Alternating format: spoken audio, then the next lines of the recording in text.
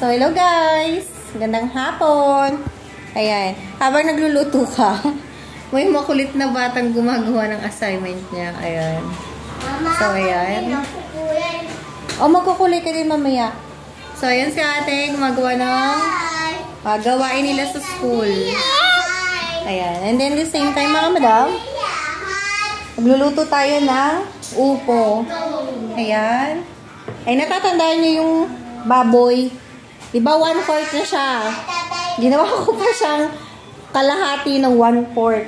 So, eto na siya, sahog ng upo natin. So, 3 luto yung kalahating kilo. Yung kalahating kilo, ginawa ko siyang dinuguan. Yung 1/4, ano ba ginawa ko doon? Basta pinagsahugan ko siya. Tapos, sumunod yung upo naman. Ayan, isang upo. So, sahog natin yung 1/4 na winan-4 ko pa. Diba? So, mga madam, ayan. Magluto na tayo. Ayan ang ating kawali. So, tara na mga madam. Bye-bye! Ayun si ate. Bye-bye!